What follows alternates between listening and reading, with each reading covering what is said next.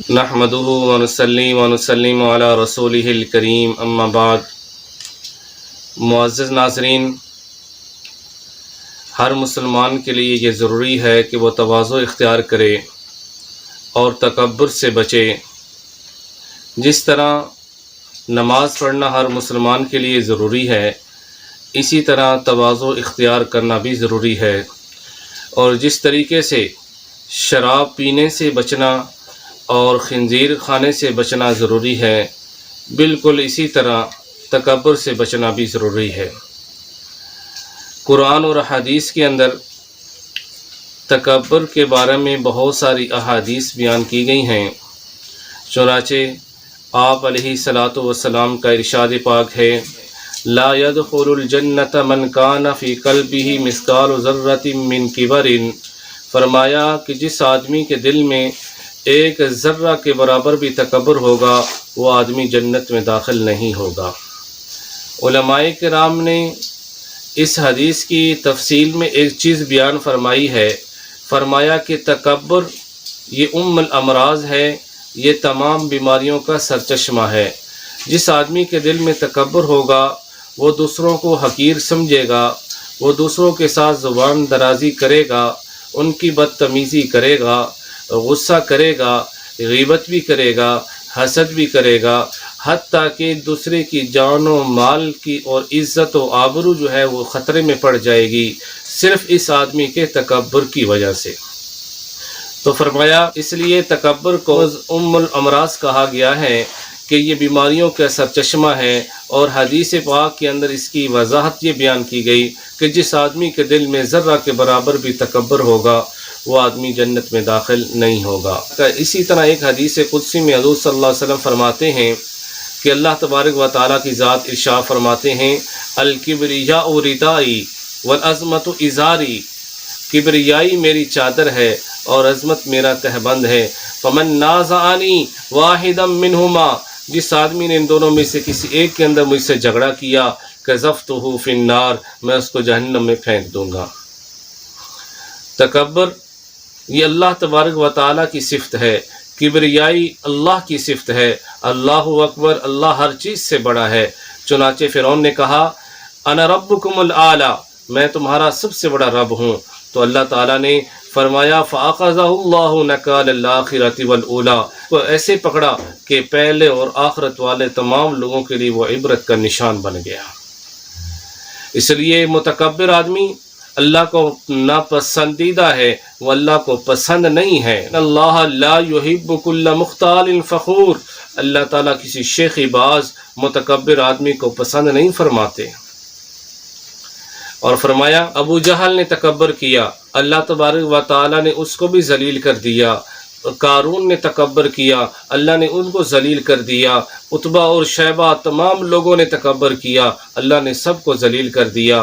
دنیا کے اندر جو لوگ متکبر ہیں، جو لوگ تکبر کے ساتھ سامنے آئے، اللہ تبارک و تعالیٰ نے تمام لوگوں کو ذلیل و خوار کر دیا۔ اللہ تعالیٰ نے قرآن پاک کے اندر ارشاد فرمایا، وَلَا تَمْشِ فِي الْأَرْضِ مَرَحًا، کہ میری زمین پر اکڑ کے نہ چلو۔ ان اللہ لا يحب كل مختال فخور، بے شک اللہ کسی متکبر اور شیخی باز کو پسند نہیں فرماتے۔ آپ علیہ الصلاۃ والسلام کا ارشاد پاک ہے، من تکبر للہ فهو وضعہ اللہ، جس آدمی نے تکبر کیا اللہ سے اپنے آپ کو بڑائی کا اظہار کیا، فهو وضعہ اللہ، اللہ اس کو ذلیل و خوار کر دیں گے۔ ومن تواضع للہ، جس آدمی نے تواضع اختیار کی، عاجزی اختیار کی، فهو رفعہ اللہ، اللہ تبارک و تعالیٰ اس کو بلند کر دیں گے۔ سب سے پہلے شیطان نے تکبر کیا کہ اللہ تبارک و تعالیٰ نے حکم دیا کہ آدم علیہ السلام کو سجدہ کرو۔ فرشتوں نے کہا یہ ہمارے خالق کا حکم ہے، یہ ہماری سمجھ میں آئے یا نہ آئے، پر ہم نے سجدہ کرنا ہے۔ تمام نے سجدہ کر دیا الا ابلیس، سوائے ابلیس کے، استکبر وکان من الکافرین، تو اس نے تکبر کیا اور وہ کافرین میں شمار ہو گیا۔ ابلیس کہنے لگا، انا خیر منہ خلقتنی من نار وخلقتہ من طین، ابلیس نے کہا کہ میں تو ان سے بہتر ہوں، میں تو آگ سے پیدا ہوا، یہ مٹی سے پیدا ہوئے، لہٰذا میں اس کو سجدہ نہیں کر سکتا۔ تو اللہ تبارک و تعالیٰ کے سامنے جب ابلیس نے انکار کر دیا تو اللہ تبارک و تعالیٰ نے ارشاد فرمایا فہبط منہا فما یکون لک ان تتکبر فیہا فخرج انک من الصاغرین، اے ابلیس میری جنت سے نکل جا، تو راندہ درگاہ ہے، قیامت کے دن تک تجھ پر میری لعنت برستی رہے گی، تجھے مہلت ہے قیامت کے دن تک۔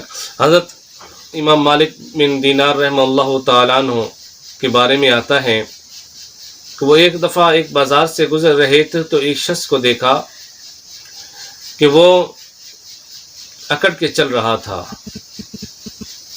تو آپ نے اس کو سمجھانے کے لیے کہا وَلَا تَمْشِ فِي الْأَرْضِ مَرَحًا، کہ اللہ کی زمین پر اکڑ کے نہ چل، اور وَعِبَادُ الرَّحْمَنِ الَّذِينَ يَمْشُونَ عَلَى الْأَرْضِ حَوْنًا، کہ اللہ کے محبوب بندے جو ہوتے ہیں وہ اکڑ کر نہیں چلتے بلکہ عاجزی کے ساتھ چلتے ہیں۔ تو آدمی کہنے لگا اتدری من انا، اے مالک بن دینار کیا تو جانتا ہے کہ میں کون ہوں؟ امام مالک رحمہ اللہ تعالیٰ عنہ نے بڑے ہی بہترین الفاظ سے اس کو سمجھایا اور فرمایا کہ میں جانتا ہوں کہ تو کون ہے۔ اے ابن آدم، اے انسان، تیری ابتدا ایک گندے پانی سے ہوئی اور تیرا انجام یہ ہے کہ تیرے مرنے کے بعد تیرے جسم گل سڑ جائے گا، بدبودار ہو جائے گا، اور اس درمیانی مدت میں، درمیانی عرصے کے اندر تو ہر وقت گندگی اٹھائے رہتا ہے، نجاست تیرے بدن کے ساتھ چپکی رہتی ہے، کوئی وقت ایسا نہیں کہ وہ خالی ہو۔ تو فرمایا کہ یہ تیرا انجام ہے، یہ تیری حیثیت ہے، اور تو مجھ سے پوچھتا ہے کہ میں کون ہوں۔ معزز ناظرین، یہ ہمیں احادیث مبارکہ اور واقعات سے یہ بات پتہ چلتی ہے کہ تکبر انسان کو دنیا اور آخرت دونوں میں ذلیل اور رسوا کر دیتا ہے۔ دنیا کے اندر بھی ذلیل ہے اور آخرت کے اندر بھی انسان ہمیشہ ہمیشہ کے لیے ذلیل ہو جاتا ہے، اس کی تمام نیکیاں ختم ہو جاتی ہیں، اس کی عزت ختم ہو جاتی ہے۔ اللہ تبارک و تعالی ہمیں تکبر والی بیماری سے بچنے کی توفیق عطا فرمائے اور تواضع اختیار کرنے کی توفیق عطا فرمائے۔ وآخر دعوانا ان الحمد للہ رب العالمین۔